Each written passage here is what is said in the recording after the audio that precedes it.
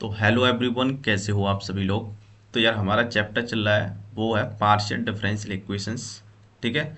इसके अंदर हम लेक्चर नंबर 9 में पहुंच गए हैं, जहां पर दोस्तों हम बात करेंगे solution of non linear partial differential equation of the first order. और इसके अंदर हम एक इसकी स्टैंडर्ड फॉर्म बना है उसको हम देखने वाले हैं। तो सबसे पहले दोस्तों हम समझेंगे कि आखिर ये non linear partial differential equation of the first order क्या होता है। उसके बाद इसका सॉल्यूशन कैसे करते हैं वो सब कुछ हम देखने वाले हैं। ठीक है। तो सबसे पहले देखिए यहाँ यही समझते हैं दोस्तों। तो यहाँ पर हम समझते हैं कि ये non linear partial differential equation of the first order क्या होता है। तो आप जानते हो, ये तो जानते हो फर्स्ट ऑर्डर का मतलब क्या होता है। फर्स्ट ऑर्डर का मतलब आपको फर्स्ट ऑर्डर के डेरिवेटिव मिलेंगे, जैसे del Z upon del X हो गया, del Z upon del Y हो गया। इसका मतलब पी और क्यू आपको देखने को मिलेंगे। ठीक है। अब बात यह है कि ये non linear partial differential equation क्या होता है। अभी तक आपने लीनियर पार्शियल डिफरेंशियल इक्वेशन के बारे में पढ़ा था, लेकिन मैंने आपको डेफिनेशन पहले लेक्चर में ही लिखवाई थी इसकी कि non linear partial differential equation क्या होता है। जो भी पार्शियल डिफरेंशियल इक्वेशन आपकी लीनियर पार्शियल डिफरेंशियल इक्वेशन नहीं है तो वो आपकी non linear partial differential equation कहलाती है। ठीक है। अब बात यह है कि लीनियर पार्शियल डिफरेंशियल इक्वेशन क्या होती है। तो मैंने आपको डेफिनेशन वहाँ लिखवाई थी कि कोई भी डिफरेंशियल इक्वेशन में उसके डिपेंडेंट वेरिएबल और जो डेरिवेटिव है उनकी जो पावर है, मतलब जो डिग्री है, वो 1 होनी चाहिए। लीनियर पार्शियल डिफरेंशियल इक्वेशन की बात कर रहा हूँ मैं। और कोई भी प्रोडक्ट नहीं होना चाहिए डिपेंडेंट वेरिएबल और डेरिवेटिव्स का। ठीक है। तो ये आपकी लीनियर पार्शियल डिफरेंशियल इक्वेशन होती थी। और जो partial differential equation linear partial differential equation नहीं है वो आपकी non linear partial differential equation कहलाएगी। अच्छा, तो इसका मतलब क्या है। इसका मतलब ये है कि non linear partial differential equation में जो कुछ टर्म्स होंगे वो मैं आपको यहाँ लिख के दिखा देता हूँ। तो यहाँ पर आप लिख लीजिए जिससे आपको आसानी होगी कि non linear non linear partial differential equation non linear partial differential equation of the first order. ठीक है, यहाँ आप लिख लीजिए of the first order first order order involves involves such terms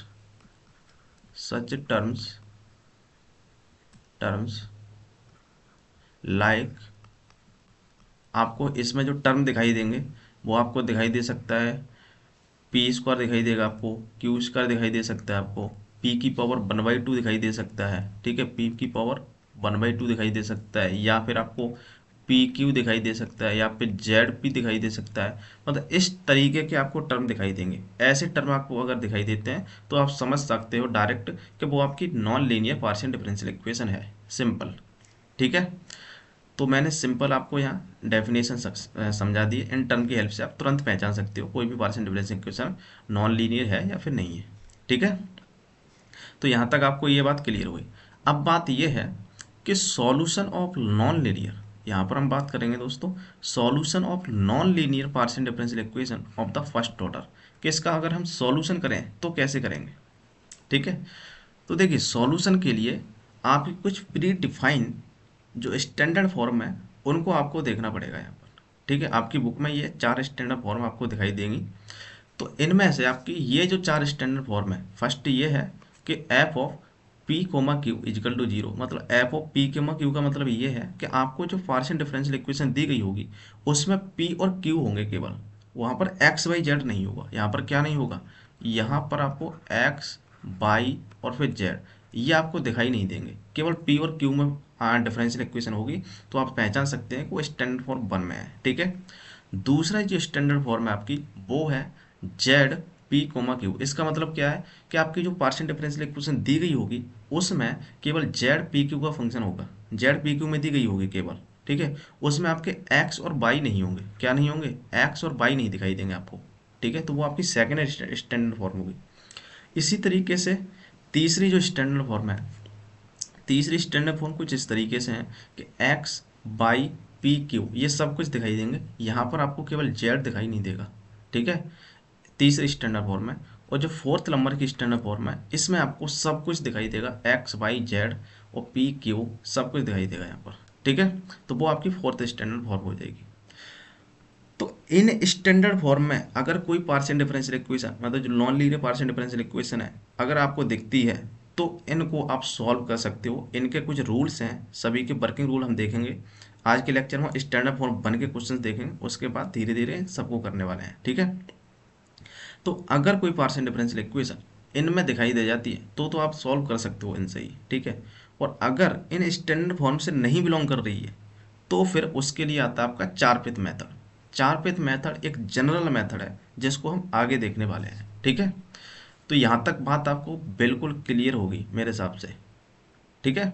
अब मैं क्वेश्चन की तरफ बढ़ता हूँ। पहले तो हम इसका वर्किंग रूल देखेंगे, ये फर्स्ट स्टैंडर्ड फॉर्म की, ठीक है। उसके बाद इसके क्वेश्चंस करेंगे, ठीक। तो देखिए आप, यहाँ पर हम बात कर रहे हैं दोस्तों स्टैंडर्ड फॉर्म वन की। तो स्टैंडर्ड फॉर्म वन अभी आपने देखा था, F of P comma Q equal to zero. F of P comma Q इसका मतलब क्या है, आपके पास जो पार्शियल डिफरेंशियल इक्वेशन दी गई होगी वो पी और क्यू में होगी केवल, ठीक है। जैसे आपके पास मिल सकता है पी की पावर 1/2 प्लस में क्यू इजिकल टू जीरो, या क्यू का स्क्वायर। इस तरीके से पी और क्यू में केवल आपको पार्शियल डिफरेंशियल इक्वेशन दिखाई देगी, ठीक है। तो यहाँ तक आपको बात क्लियर हुई स्टैंडर्ड फॉर्म वन। अगर इसमें दिखाई देती है तो इसको सॉल्व करने का जो वर्किंग रूल है उसको आप ध्यान से देखिए। क्या है वर्किंग रूल? तो आपको पहले स्टेप में ही ये लिखना है कि late the complete solution of equation one. इसको आपको इक्वेशन वन नाम दे देना है और इसका कंप्लीट सॉल्यूशन आपको लेट करना है Z equal to A x plus B Y plus का सी। ये आपको कंप्लीट सॉल्यूशन लेट करके चलना है, ठीक है। ये लेट करने के बाद इस जेड का आपको एक्स के रिस्पेक्ट में पार्शियल डिफरेंशिएशन करना है। तो del Z upon del X equal to A मिलेगा, यहाँ से एक्स का तो 1 हो जाएगा, यहाँ से केवल ए मिल जाएगा आपको, और इधर का तो सब जीरो हो जाएगा, बी बाई प्लस सी का जीरो हो जाएगा, ठीक है।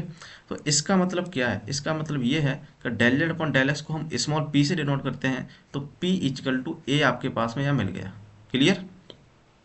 इसी तरीके से जब आप जेड का वाई के रिस्पेक्ट में पार्शियल डिफरेंशिएशन करेंगे तो आपको del Z upon del Y मिलेगा।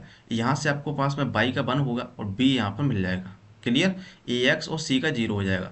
तो इसका मतलब क्या है, del Z upon del Y को हम स्मॉल क्यू से डिनोट करते हैं, तो यहाँ से आपके पास में क्यू इजिकल टू बी मिल गया।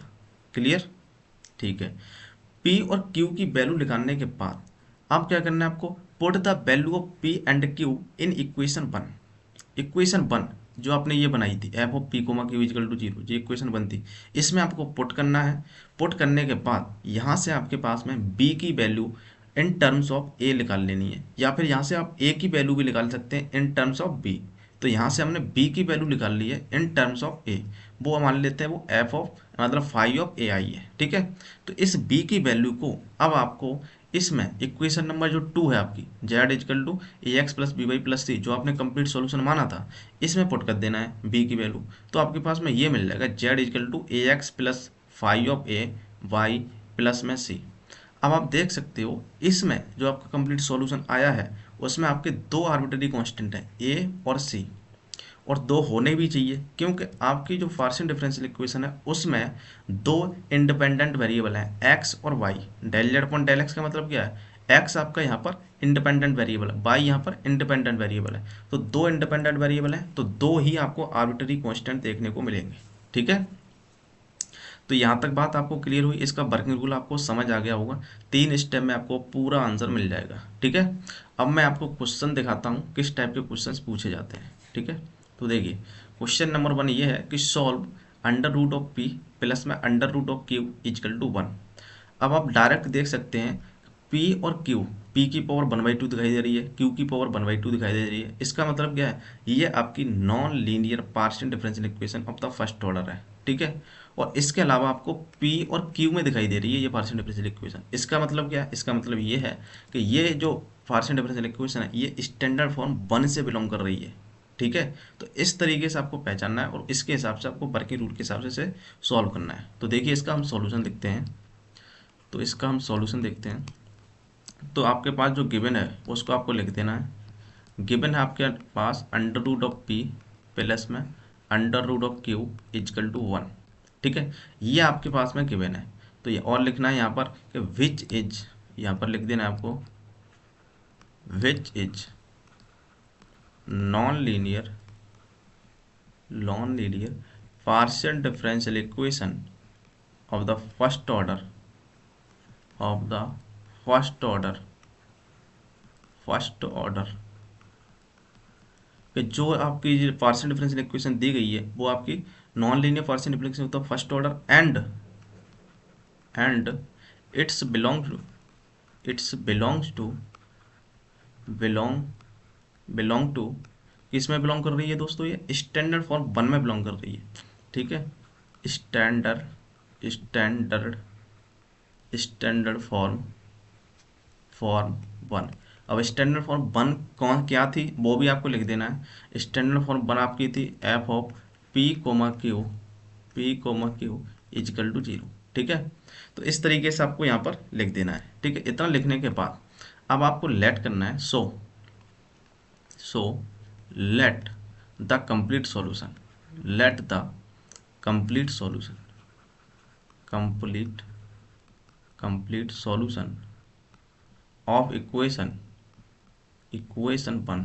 ठीक है, आपको इसे इक्वेशन नंबर 1 नाम दे देना है, इसको आपको इक्वेशन नंबर 1 नाम दे देना है। ठीक है, तो मैं आपको वर्किंग रूल दिखा देता हूँ जिससे और आइडिया आपको लगेगा।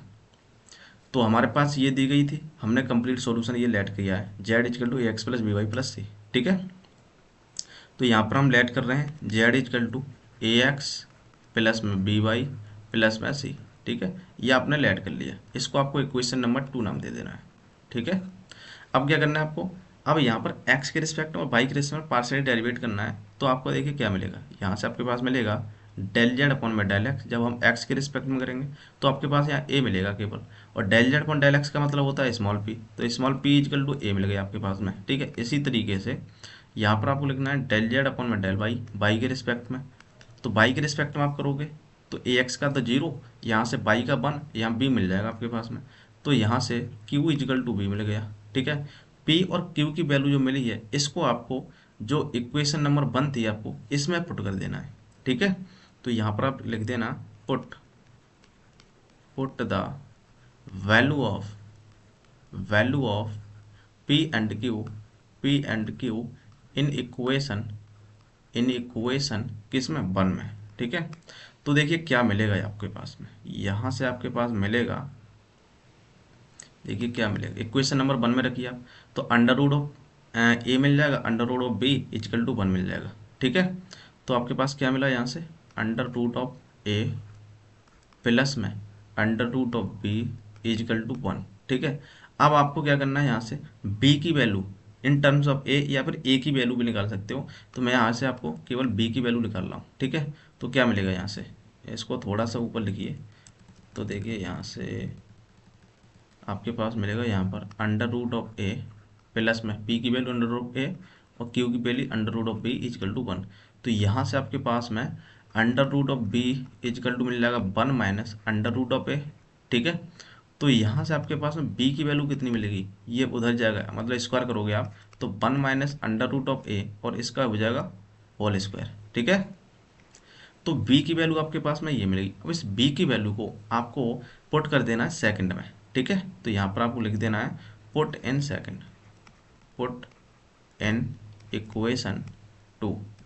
ठीक है, तो आपके पास में z इजकल टू मिल जाएगा, z equal to A x plus में b की वैल्यू आपको पुट कर दिया 1 minus under root of a का होल स्क्वायर। ठीक है, और फिर यहाँ y प्लस का c, तो ये जो आपका आया है ये आपका कंप्लीट एंड फाइनल सॉल्यूशन होगा। क्लियर, तो इस तरीके से आपको यहाँ पर काम करना था। क्लियर, तो मुझे लगता है आपको फर्स्ट क्वेश्चन तो बहुत अच्छे से समझ आ गया होगा किस तरीके से आपको करना है। यहाँ पर कुछ नहीं करना है, आपको जो दिया है उसको इक्वेशन नंबर 1 नाम दे देना है, और आपको पहचानना है कि ये आपकी नॉन लीनियर है, इसके साथ साथ किस फॉर्म में बिलोंग कर रही है। तो स्टैंडर्ड फॉर्म 1 में बिलोंग कर रही है तो उसके हिसाब से आपको वर्किंग रूल लगा देना है। इसमें हम क्या करते हैं, इसमें हम ये करते हैं फर्स्ट स्टेप में ही कि Z equal to X plus B plus का बी वाई प्लस का सी, इसको हम मानते हैं इसका कंप्लीट सॉल्यूशन। उसके बाद del Z upon del X की आपने ये मिला, मैं आपको क्वेश्चन नंबर 2 करके दिखा रहा हूँ। हमारे पास 2 क्वेश्चन और हैं, उसके बाद आपको सब कुछ क्लियर हो जाएगा। ठीक है, तो देखिए क्वेश्चन नंबर 2 ये है कि solve P Q equal to P plus का क्यू। अब आप इसको देखते ही पहचान रहे हैं कि पी और क्यू का यहाँ मल्टीप्लाई आ रहा है। ठीक है, इसका मतलब क्या है, ये स्टैंडर्ड फॉर्म कहाँ से बिलोंग कर रही है, पहले तो ये पी और क्यू में है तो स्टैंडर्ड फॉर्म 1 में है, और इसके साथ साथ आपको ये पहचानना है कि ये non linear partial differential equation of first order है। ठीक है। तो यहाँ पर आपको सॉल्यूशन लिखने जाना है। जैसे ही आप पहचान गए तो आपको सॉल्यूशन लिखना है। पेपर में आपको पहचानना पड़ेगा किस कहाँ से बिलोंग कर रही है ये डिफरेंशियल इक्वेशन, ठीक है। तो यहाँ पर आपको लिखना है कि given given P Q is equal to P plus का क्यू, ये आपके पास गिवन दी है। इसको आपको इक्वेशन नंबर 1 नाम दे देना है, ठीक है।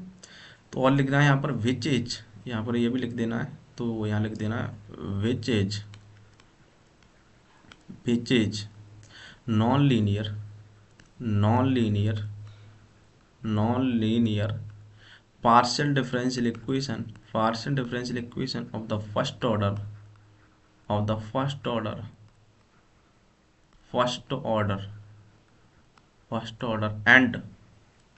and its belongs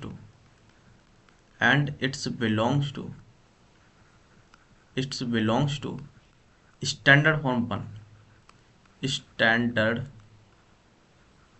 standard form 1, ठीक है। और स्टैंडर्ड फॉर्म 1 का जो फॉर्म होता है वो भी आपको लिख देना है F of P comma Q is equal to 0, ठीक है। क्योंकि हो सकता है आपकी बुक में स्टैंडर्ड फॉर्म 1 कोई मतलब दूसरा दिया हो, सेकंड वाली को कर दिया हो, तो इसलिए आपको वो फॉर्म है ना उसको भी लिख के चलना है, ठीक है। अच्छा, यहाँ तक हो गया। सो अब यहाँ पर लिख देना सो let the complete solution let the complete solution of equation 1, equation 1 का कंप्लीट सॉल्यूशन क्या होगा आपका, वो मिलेगा आपके पास में z equal to A x plus का बी वाई प्लस का सी। इसको आपको इक्वेशन नंबर 2 नाम दे देना है, ठीक है। अब क्या करना है आपको, एक्स और वाई के रिस्पेक्ट में पार्शियली डिफरेंशिएट करना है इसको। तो आपके पास मिलेगा यहाँ से, क्या मिलेगा यहाँ से आपके पास में डेल जेड अपॉन में del X equal to A मिल जाएगा। और del Z upon del X होता है स्मॉल पी, तो पी इजिकल टू ए मिल गया, ठीक है। यहाँ से आपके पास क्या मिलेगा डेल जेड अपॉन में डेल वाई, वाई के रिस्पेक्ट में पार्शियल डिफरेंशिएट, तो आपके पास बी मिलेगा। तो इसका मतलब यहाँ से आपके पास में क्यू इजिकल टू बी मिल गया आपके पास में, ठीक है। अब क्या करना है आपको, पी और क्यू की जो वैल्यू है इसको आपको पुट करना है इक्वेशन नंबर 1 में, ठीक है। तो यहाँ पर आपको लिख देना है पुट द वैल्यू ऑफ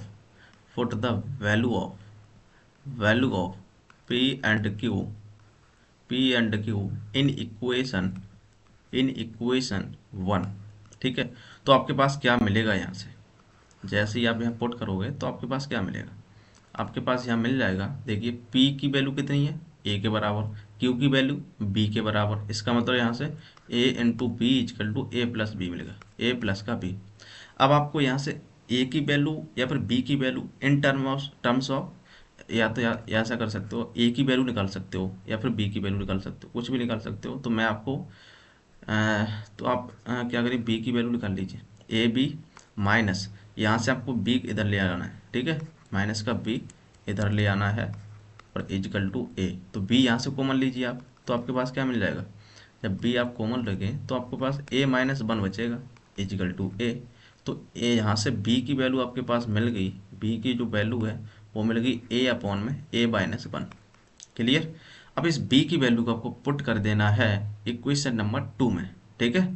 तो यहाँ पर आप लिख देना put in equation 2, put in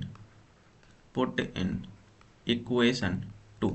तो आपके पास में z इजकल टू क्या मिलेगा, z इजकल टू आपके पास मिल जाएगा ए एक्स प्लस में b की वैल्यू कितनी है a अपॉन में a माइनस 1, ठीक है। इसको आपको पुट कर देना यहाँ पर a minus 1 into y plus में c, क्लियर। तो ये जो आपके पास आया है ये आपका फाइनल आंसर हो जाएगा, क्लियर। मुझे लगता है आपको बहुत अच्छे से समझ आया होगा कि हम किस तरीके से क्वेश्चन को सॉल्व कर रहे हैं। एक क्वेश्चन और देखते हैं जिससे कि आपको पूरा सब कुछ क्लियर हो जाएगा। देखिए क्वेश्चन नंबर 3 है आपका कि सॉल्व पी स्क्वायर प्लस का क्यू स्क्वायर इजकल टू 1, ठीक है। तो आप ध्यान से फोकस करिए, क्वेश्चन को आप पहचानिए। तो क्वेश्चन आप कैसे पहचानोगे, P और Q में दिया गया है, P की पावर 2 है, Q की पावर 2 है। इसका मतलब डायरेक्ट आप पहचान सकते हो कि ये non linear partial differential equation of the first order में है। और किस फॉर्म से बिलोंग कर रही है, ये स्टैंडर्ड फॉर्म 1 से बिलोंग कर रही है, क्योंकि इसमें P और Q है केवल, ठीक है। यहाँ तक क्लियर। तो इस तरीके से आपको पहचानना है।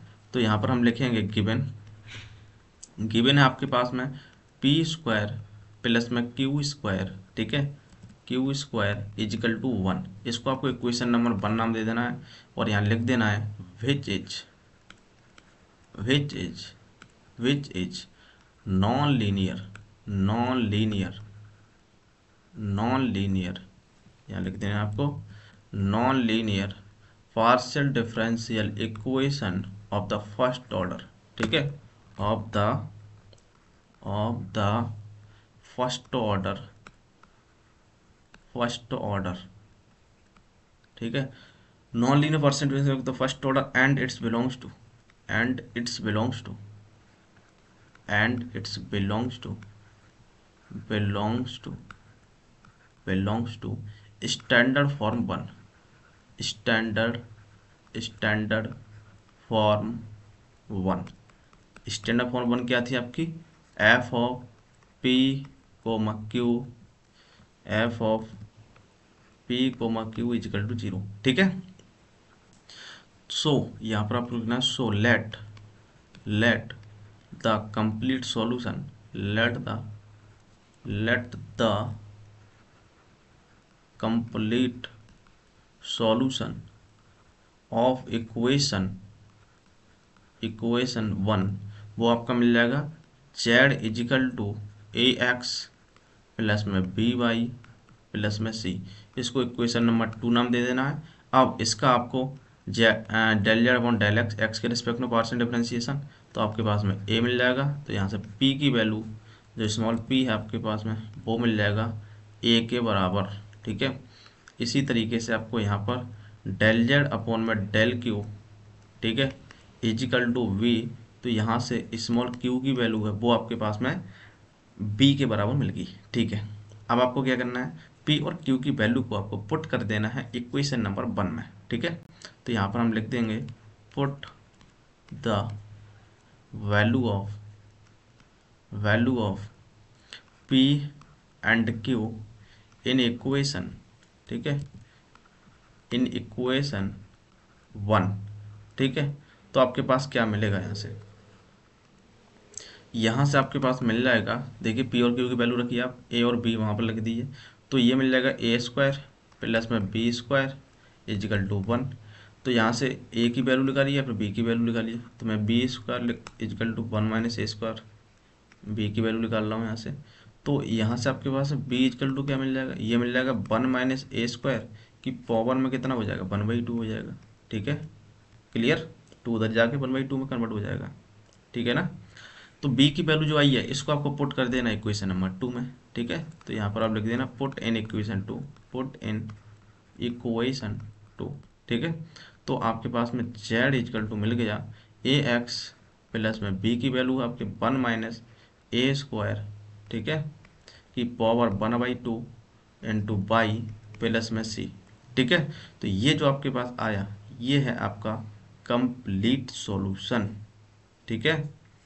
तो मुझे लगता है आपको यार स्टैंडर्ड फॉर्म 1 एकदम क्लियर हो गया होगा किस तरीके से आपको सॉल्व करना है, ठीक है। तो स्टैंडर्ड फॉर्म 1 आपको बिल्कुल तरीके से क्लियर हो गया। अब हम बात करेंगे नेक्स्ट लेक्चर में स्टैंडर्ड फॉर्म 2, ठीक है, कि स्टैंडर्ड फॉर्म 2 के हम क्वेश्चन किस तरीके से सॉल्व करेंगे, इसका क्या वर्किंग रूल है। इसी तरीके से हम आगे के जो 3 स्टैंडर्ड फॉर्म उनको देखने वाले हैं। और जो भी क्वेश्चन आपको इनसे सॉल्व नहीं हो रहा है वो आपको 4 पेज मेथड आएगा, जो कि एक जनरल मेथड होता है जिसकी हेल्प से आप सब कुछ सॉल्व कर सकते हो, ठीक है। तो दोस्तों मिलते हैं नेक्स्ट वीडियो के अंदर, तब तक के लिए जय हिंद।